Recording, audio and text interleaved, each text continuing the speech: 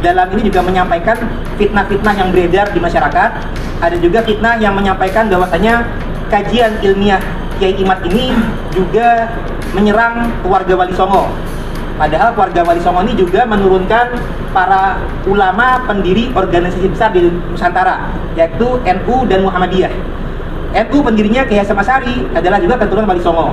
Muhammadiyah Kiai Ahmad Dahlan juga keturunan Wali Songo. Nah, sedangkan ada versi Wali Songo ini juga merupakan keturunan daripada Ubaidillah bin Ahmad Al-Muhajir.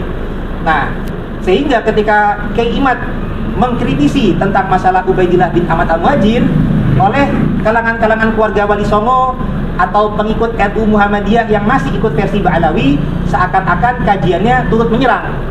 Nah, ini perlu kami luruskan bahwasanya kajian ilmiah tentang Wali Songo ini sudah lebih dulu dikaji oleh pihak Ba'alawi Yaman itu sendiri, yakni Habib Alidin Assegaf dari sejak tahun 2014 atau 2015 kalau nggak salah ya. Nah, beliau menyatakan bahwasanya nasab Wali Songo sampai ke Rasulullah ini belumlah sesuai dengan kaidah ilmiah ahli nasab, hanya pendapat ahli sejarah saja.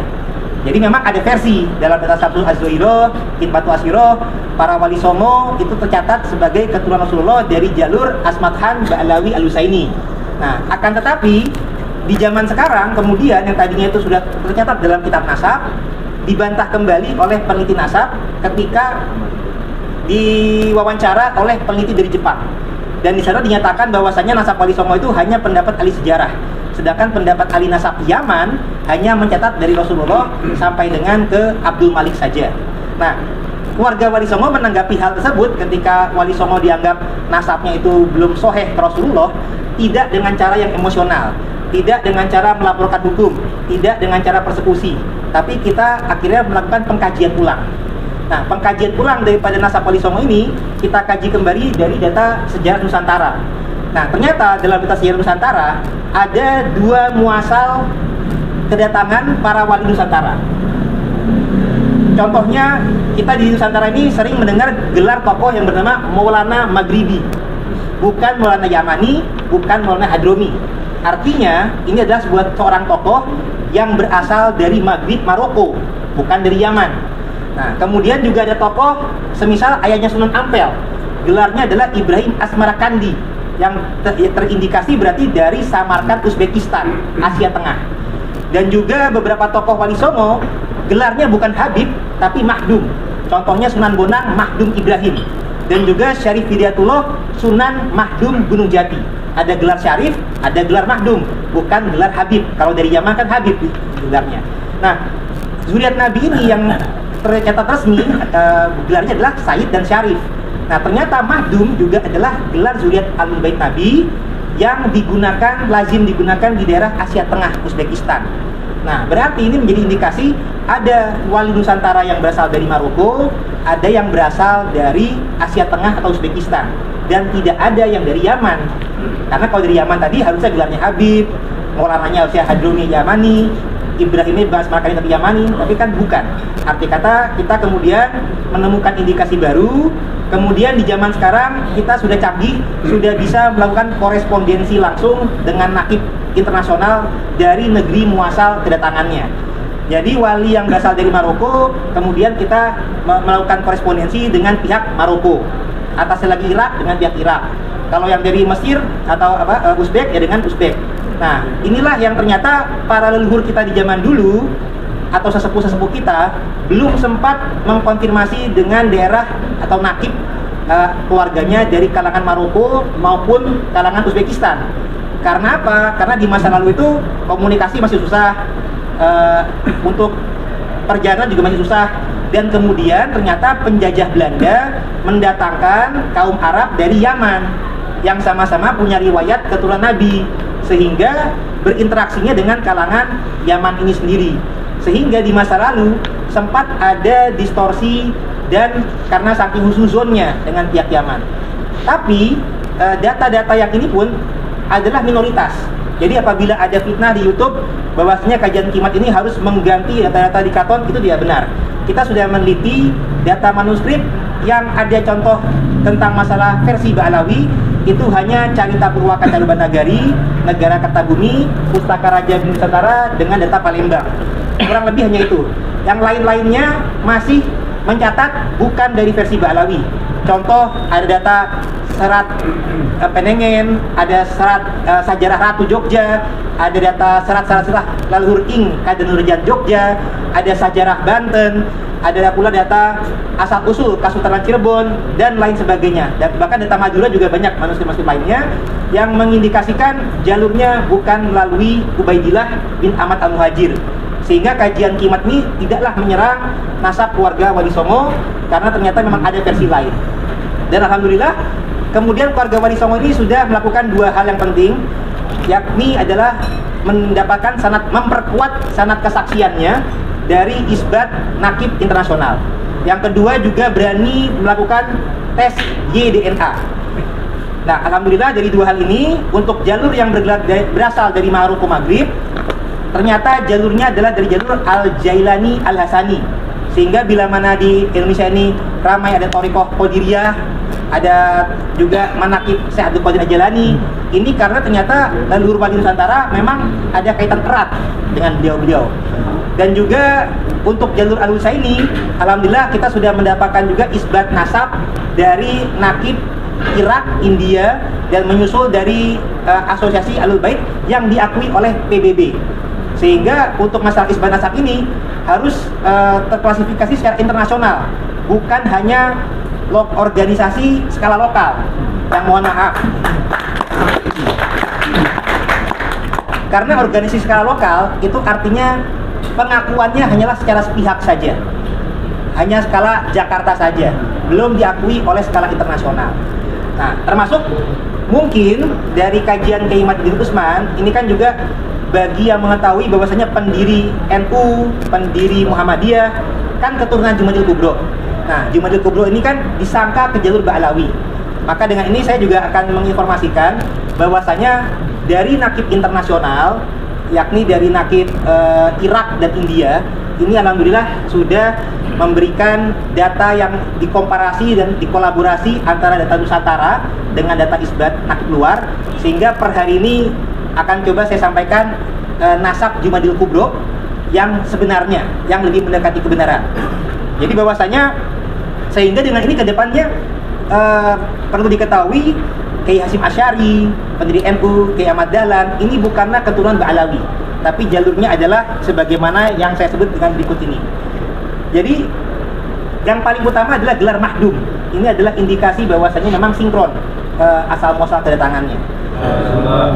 Jadi dengan ini insya Allah ke depannya bahwasanya jangan lagi menganggap kajian Kimat ini menyerang juga pendiri NU, Muhammadiyah, dan keluarga Wali Songo lainnya, karena jalurnya berbeda. Dan ini juga selain dengan data dari nakib, kita juga menyesuaikan dengan kajian tes YDNA. Nah, tes YDNA ini yang dari Maroko tadi terbukti mengandung kode mutasi genetik jalur Hasani. Kalau yang dari Uzbek, jalur Husaini. Dan juga alhamdulillah ada sinkron dengan peta migrasi leluhur. Jadi dari tes YDNA itu ketahuan leluhur kita ini muasalnya dari mana. Nah, jadi bahwasanya Wali Songo itu leluhurnya itu berasal dari Hijaz Arab Saudi, pindah ke Irak Iran, pindah ke Asia Tengah Uzbekistan, pindah ke India Pakistan, baru ke Nusantara. Andai kata versi Asmatkan Ba'alawi itu betul, semestinya dari Irak tadi pindah dulu ke Yaman di arah barat dayanya. Karena dalam riwayat versi tersebut 9 generasi ada di Yaman. Versinya kan Ahmad Al-Muhajir dari Irak pindah ke Yaman, Ahmad Al-Muhajir, udah gitu Ubaidillah, Alwi, Muhammad, Alwi, Ali Qoli Qasam, Muhammad Fahim Mirbat, Alwi Faqih, Abdul Malik, ada 9 generasi. Andai kata ini betul, semestinya dalam peta migrasi tercatat pindah ke Yaman. Ternyata tidak. Sehingga ini menandakan dari hasil penelitian tes DNA tidak terkonfirmasi dan tidak ilmiah versi bahwasanya Wali Songo keturunan dari Ba'alawi.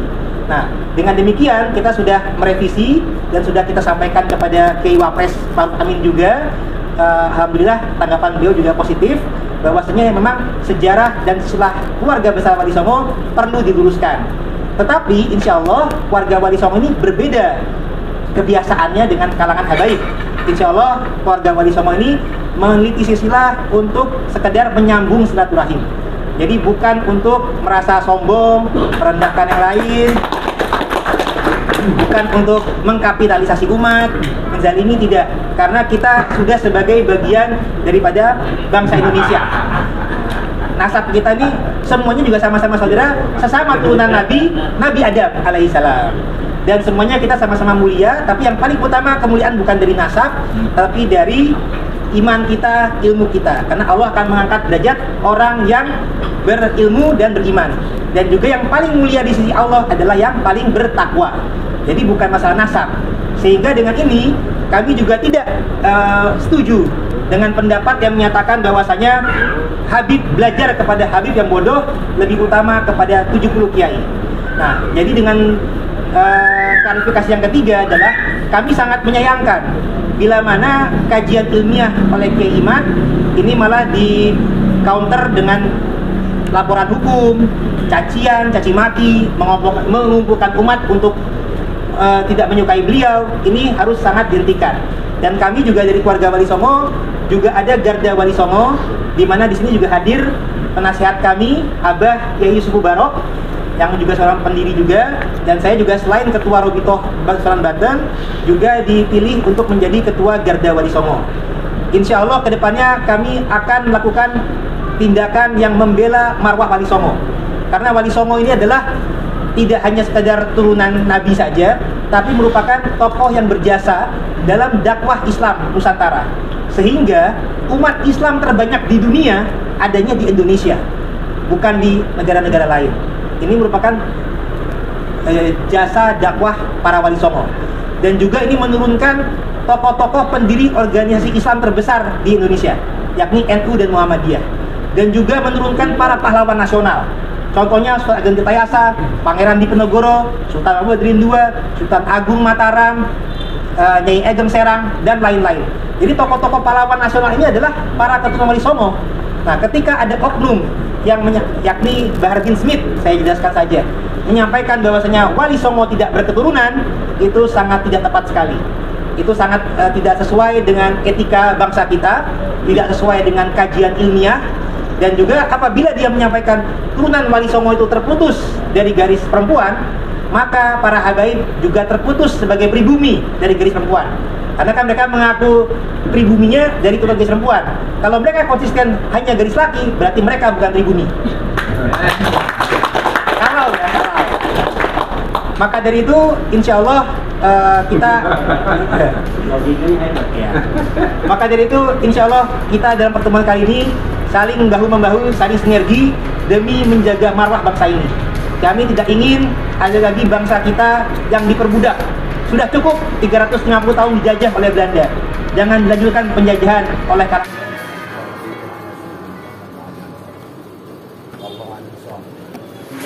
Kayak gini